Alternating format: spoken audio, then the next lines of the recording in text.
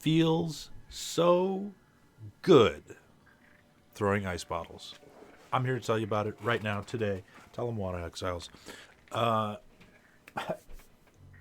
if you saw my previous video, you'll know that I've stopped playing my Poison Pathfinder. And this character is the reason why. I've switched over to Shattering Concoction, and I just could not be happier about it. I don't know if you could tell from the clips we just saw, but everything dies with this thing on. And it's simple, it's effective, it's great. So that's the first thing I want to get across. All right, obviously this is a build in progress video. This is not a finished build. This is not a this is the best way to do this build. Just want to get that out of the way right up front.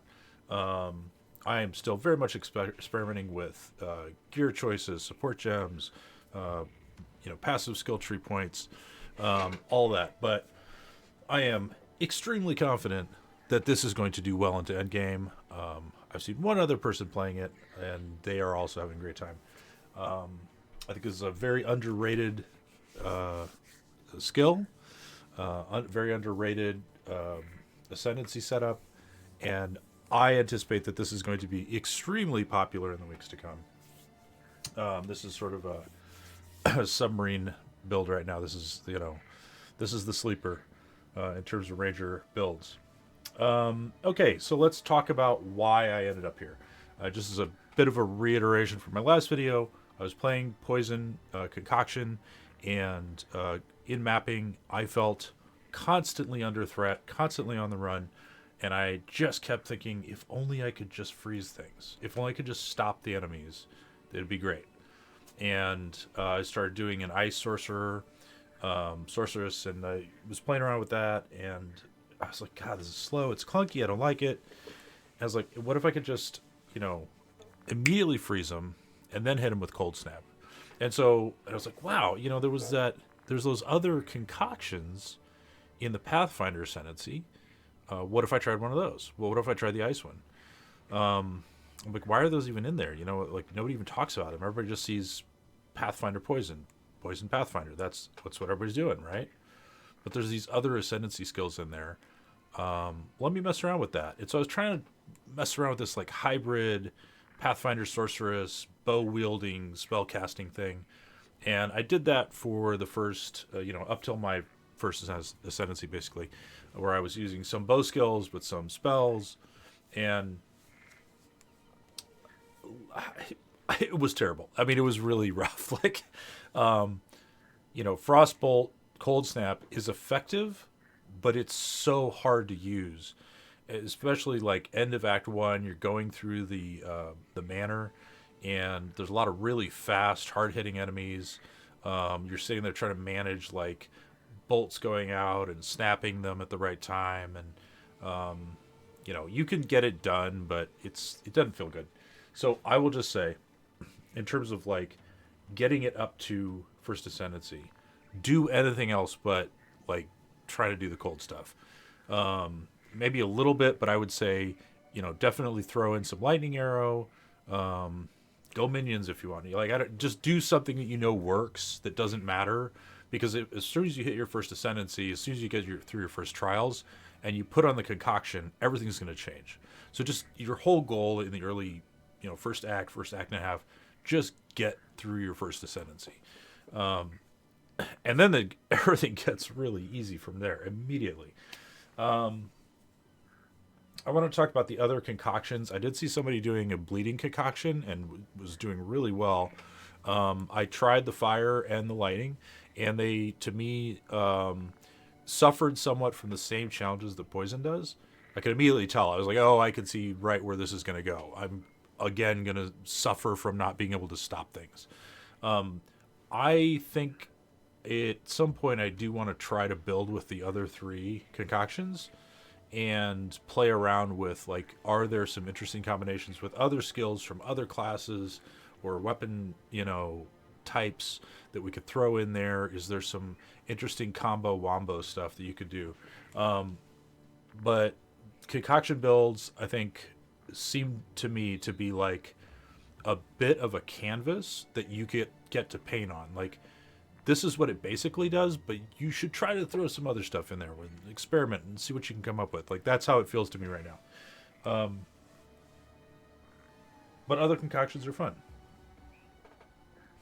Again, reiterating the point, get to your first ascendancy, get through it.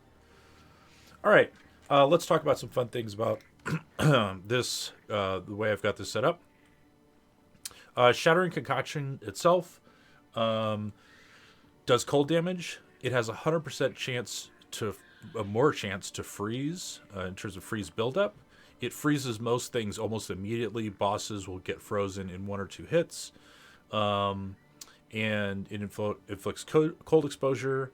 It's just like, it's the same as poison in terms of like, it's calculating a hit from your bow, okay?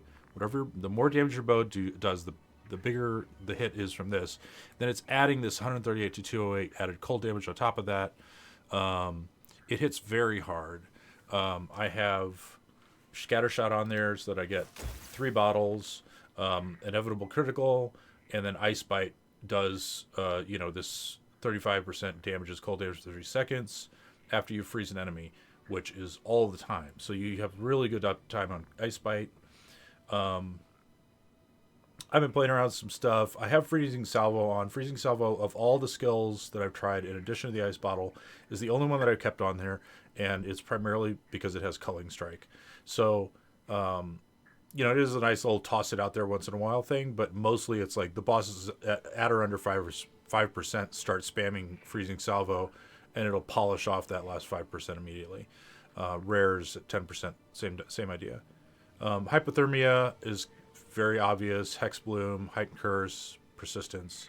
Herald of Ice is, as other builds, Ice Monk, Ice Sorcerers will know, when you freeze an enemy, or shattering an enemy, which means killing them while they're frozen, will then kind of like chain it out. And you end up getting this, like, if you hit a pack with this, and you get this nice satisfying crunch, and they all just like exploded as snowballs.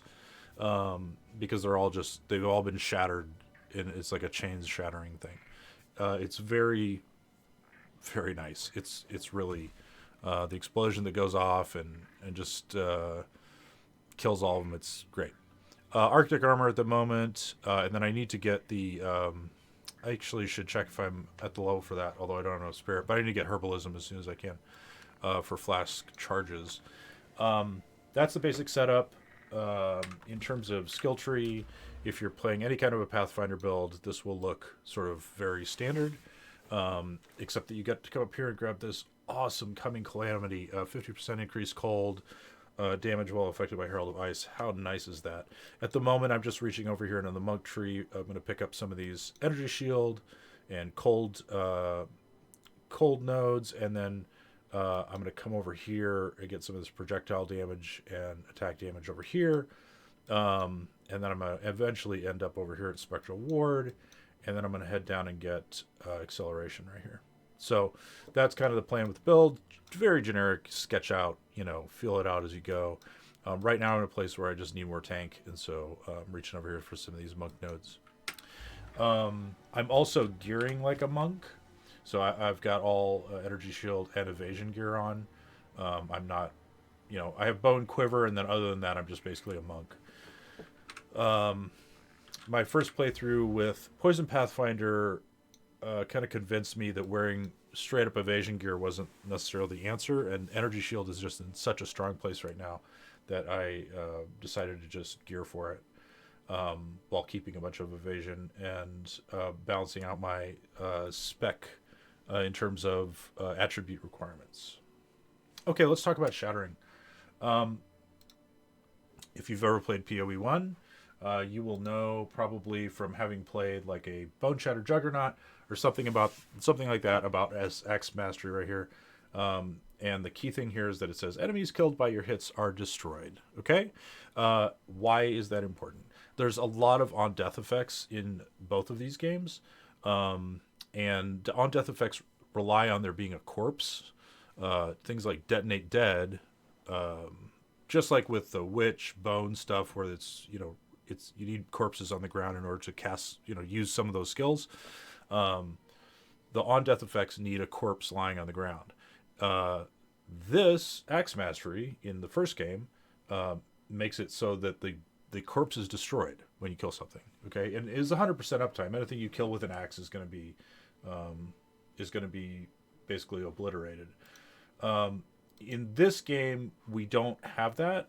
What we do have is we have Shattering.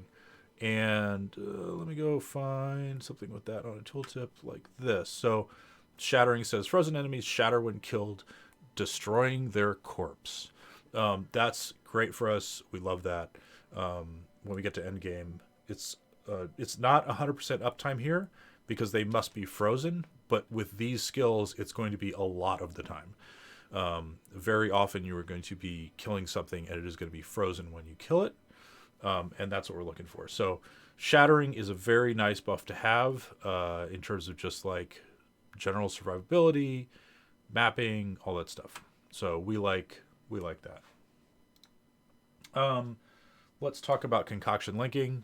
I just wanted to mention this. You'll get this, and then you'll be very confused at why it has 2 here and you can't put a 3rd on it. It's because the links on a concoction are particular, and they add when you ascend. So I started with 2 on my first ascendancy, and then when I did my ultimatum ascendancy, I automatically got the 3rd link. You also can't level these. They level automatically. And so this has gone up to 13 as I've gone up in level, which is nice, you know. So you don't have to think about this. You just have to be aware that when you hit that next ascendancy, you'll have another support skull to fit in. But it's confusing at first. One thing to note, if you experiment with different concoctions, let's say that you get your first ascendancy and they're like, I want to try out fulminating concoction. I want to see what this lightning thing is about. Maybe I can figure out a cool combo with that with something. Make sure that you pull support gems out of whatever concoction you have before you respect.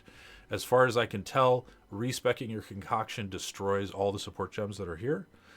It's just a minor annoyance, really, given how many support gem uncut you probably have if you've played a couple, rolled a couple characters, whatever. But just something to note. You have Scattershot in here, pull it out, then respec, then put it back in. So let me talk about challenges.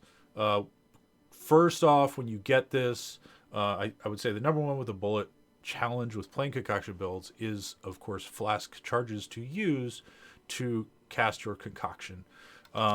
There's some stuff down here in the skill tree for that. As herbalism, persistent buff as soon as you can get it. Now, I would advise that you, no matter what, never take a flask that does not have gains X charges per second on it. In addition to that, I would say take skills that increase flask charges gained. I have something in here. Sorry, I can't remember where they are. There we go. So I do have this right here. So increased flask charges gains also applies to this. Okay. It's not obvious that it does that. This ascendancy point here as well contributes heavily. So anything you could do to get more flask charges, and there's going to be times as you're leveling up with this where you're just going to be sitting around during a boss just dodging stuff because you can't cast your concoction because you don't have flask charges, and that's going to happen. So that's sort of a thing to deal with as you go. The next big thing is cast speed. And I talked about this in my other video with Poisonous Concoction. In Poisonous Concoction, it feels particularly bad. Attack time right now is 0.84. Again, I have this right here. I don't think I really want to take these, I really want to get another ascendancy so I can get this increased skill speed. Anything skill speed, anything attack time. Falcon technique is great. I already mentioned acceleration, also great. Just to reduce the time, but it feels much less bad. It does not feel, in fact, I don't think it even feels bad with Shattering Concoction because you're freezing everything. And so with Poisonous Concoction, it feels bad because you're throwing the bottle and everything is running at you, and when they get hit, they don't stop running. right? So you're stuck in an animation. With Shattering Concoction, because everything just stops, you don't have the same feeling of badness and of running for your life. You feel like you're in control of the area that you're standing in, and you're more kind of like trying to gather everything together so you can hit it with the bottle plus the Herald of Ice and just kind of like chain snap everything out of existence, right? So it's a different feeling, but you still do want to get that cast time down, and that is a challenge of these builds. I again am gearing with like a monk, and I wanted to talk a little bit about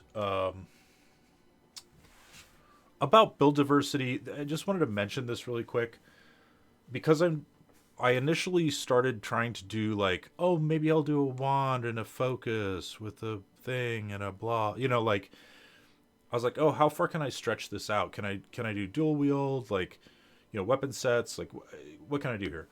And you have to excuse my really terrible um, design skills here in making this thing, but I think you get the idea of what's going on.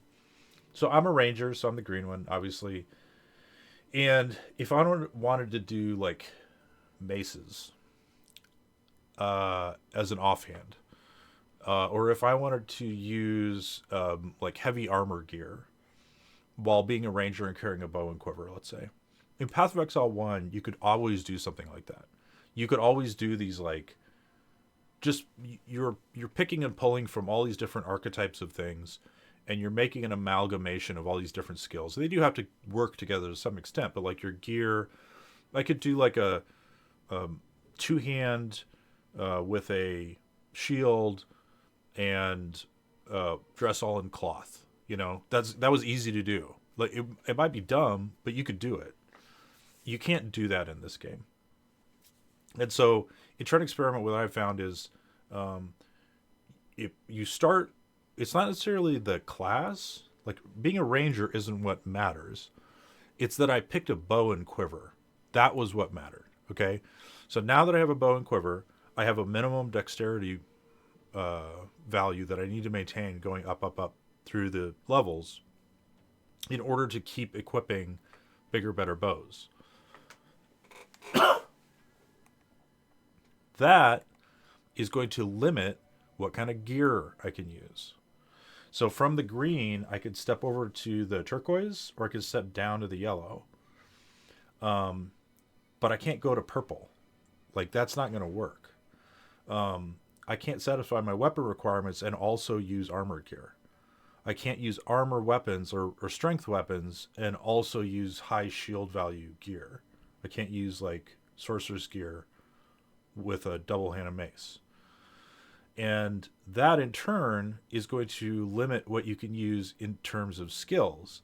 So as I was trying to do, like, these sorcerer skills on a bow-wielding character, and the int requirements were scaling too heavy for me to keep up with and also keep upgrading bows. So this is a big change for Path of Exile. This is not the first game at all.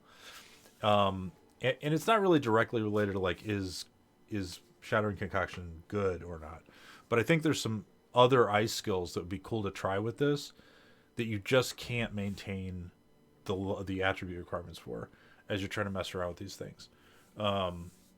Anyway, it's something that I discovered while not discovered. I would say I really came crystal clear on exactly how those limitations work in the design decisions of this game when I was messing around with this particular character.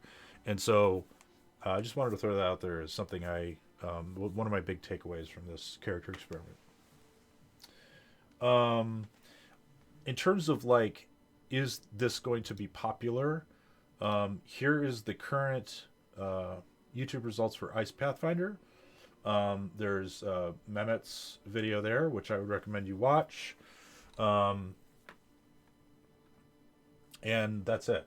There's nothing else here. Okay, so everything goes into witches and monks, and that's it. Mehmet's holding it down here, man. And I really feel like that is going to change. Like I said, change quickly. This character just obliterates everything in front of it, and it's so easy to play. It's so convenient. It's basically one button most of the time. Sometimes you cast a salvo. If it's something big, you put Frostbite on it. So bosses, rares, yeah, sure, put Frostbite on it. Cool. Other than that, I'm just throwing bottles, man. It is really chill, pun intended. You're welcome. It's just great. So, like I said, this is build in progress. Get into end game. I'm gonna see where the passive tree goes and see where the gear goes.